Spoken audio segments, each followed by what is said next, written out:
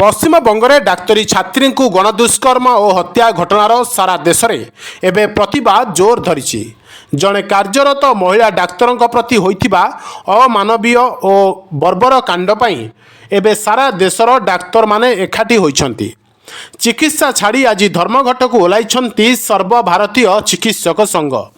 सेही भली गतकाली जगतसिंहपुर सहरर तेजस्विनी महिला संगठन, रेडियो संस्कार फिटनेस ग्रुप और सरला देवी महिला अनुष्ठान पक्षरु स्थानीय मार्कंडेश्वर मंदिर परिसररु एक कैंडल शोभायात्रा बाहरी सहर परिक्रमा करी सदर थाना और जगतसिंहपुर मुख्य चिकित्सालय परिसर में पहुंचवा परे पीड़िता परिवार को न्याय और संपृक्त थिबा अभियुक्त मानकु फांसी परी कठोर दंड दियाजिबा दाबी नहीं विक्षोभ प्रदर्शन करा जायथिला।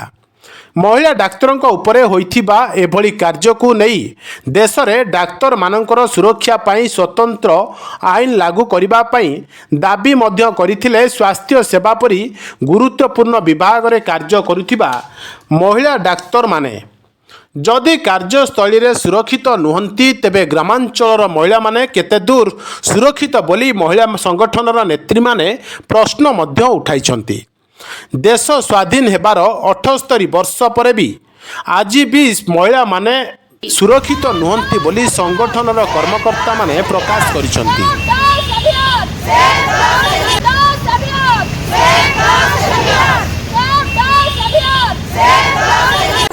स्वाधीनता दिवस पालन कला नारीटीए जदि आज निर्यातनार एभली निर्यातनार शिकार होउची आमको स्वाधीनता दिवस पालन करने को आमको लज्जा लगुच।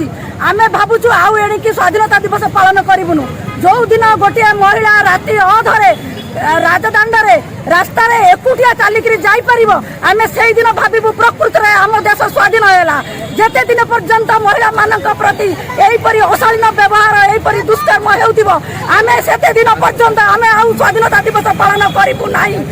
आम जो कैंडल रैली माध्यम आम बेंगल सरकार भारत सरकार आम समस्त को जनइबा चाहूँ महिला को न्याय दि जाऊ। जो डॉक्टर ममिता प्रति एपरी अशालीन व्यवहार कर जो अभियुक्तकारी फांसी दंड दि जाऊ। समस्त महिला माने सारा देशर महिला माने यही चाहूँगी। आम जो कर्म कर संजय जो कर्म कर घोर निंदा करुचु।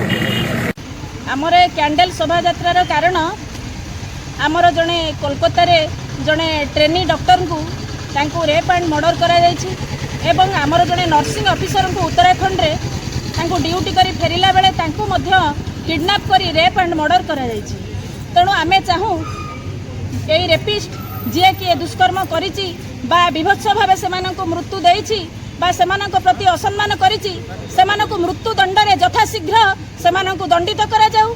आमे मध्य निजको असुरक्षित मने करूछु जेहेतु आमरी प्रोफेशनल पिला लोक मानक यही असुविधा पका जाउछि। काली सकाळे आम प्रति से भली व्यवहार न हबो बोली आमे किछि भाबी पारुनु। तेणु आमे चाहूँ यार शीघ्र समाधान करा जाऊ। सरकार याकू शीघ्र आप उपरे हस्तक्षेप करी दोषी को दंड मिलू। जगतसिंहपुर जिला प्रतिनिधि संतोष कुमार साहू रिपोर्ट, बाणीक्षेत्र लाइव।